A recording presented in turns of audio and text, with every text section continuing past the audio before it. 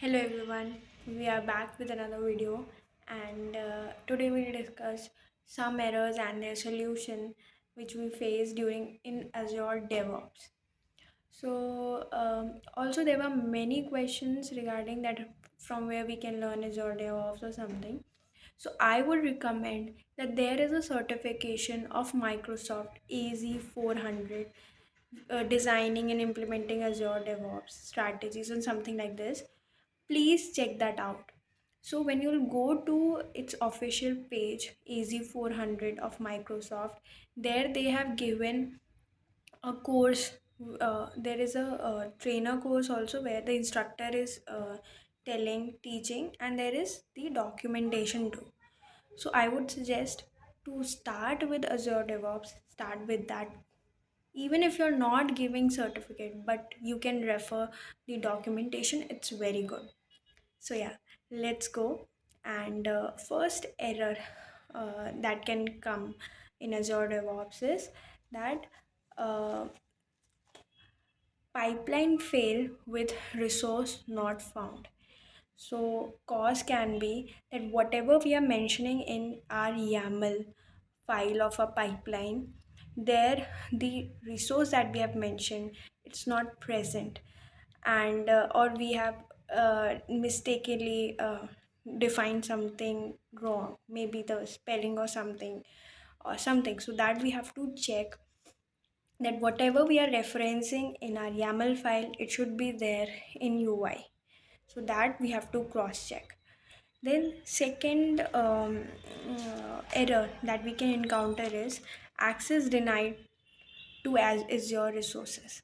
So that can be due to insufficient permissions uh, to the user which we are using.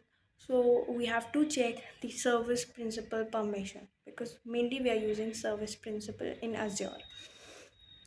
Then the third error can be that task failure due to missing variable. So when we are writing the YAML file, we are defining the task in that YAML file, right? So maybe the variables that we have defined, it's not it's missing. The variables are missing. All the required variables are missing in YAML file. So we have to cross check all the variables that we have mentioned. Maybe in UI if you are using UI, or maybe secret or variables are populated in the pipeline environment setting. So check there. Then the next error that we can encounter is pipeline timeout.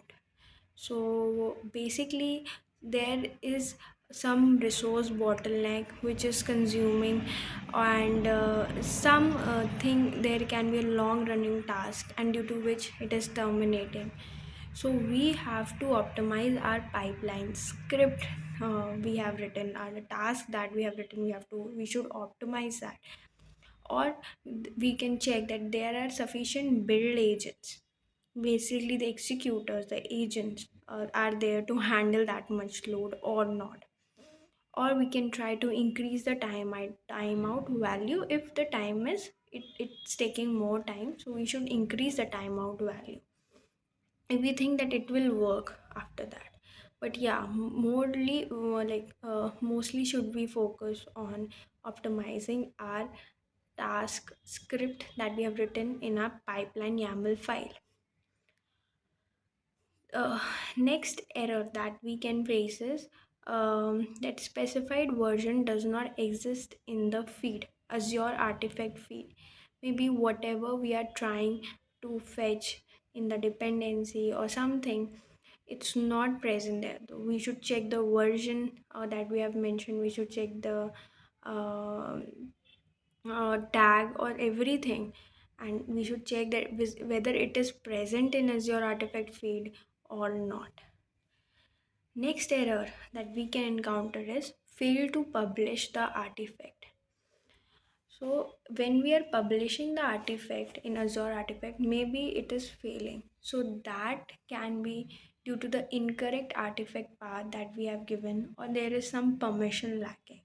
So basically we should check the permissions, and also we should check the logs, build and release logs that we get in Azure Dev.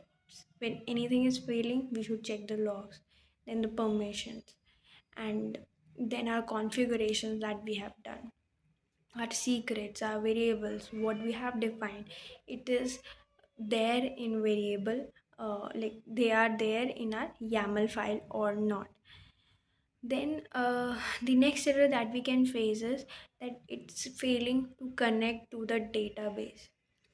So maybe this is because the when we are deploying and there is some, again, the access is not there, proper permissions are not there. That's why it's failing. Or check if the database is up or running, or is there some issue with our database that we are trying to connect. Maybe because of that. And there are many errors that are respective to our, like sometime it can say that so task.net core CLI, it failed with status code 1. So basically, this is something, the error is in the project. Maybe something is missing, some setup is missing, some SDK is missing. So yeah, we have to check the dependencies that, so this is specific to the project. Okay. And also guys, you should know the status code, like from 200 to 299, like all the status which we receive, they are the success message. Okay. And then from 100 to 199, some informational response. 200 to 299, successful response. 300 to 399, redirection messages are there. 400 to 499, client error response, like bad request. 500 to 599, server error response, like bad gateway 503. So something like this. So you should like know all these response, like whenever they can ask that why are you getting 503 bad gateway error, so it is a server error response. Okay. Sometime you can get 403 unauthorized forbidden error, so these are client error response. Okay. Mostly we get this, and 200 is for success response. So I hope it's clear. Again, I am repeating this, that if you want to start learning Azure DevOps, I would suggest start with the course AZ400. They have their documentation, official documentation. Even if you're not giving like exam, but if you learn them and implement them, because they have the labs also, I guess, for practice. So try it out and let me know if it's helpful or not. So yeah, that's all for today's video, and yeah, bye.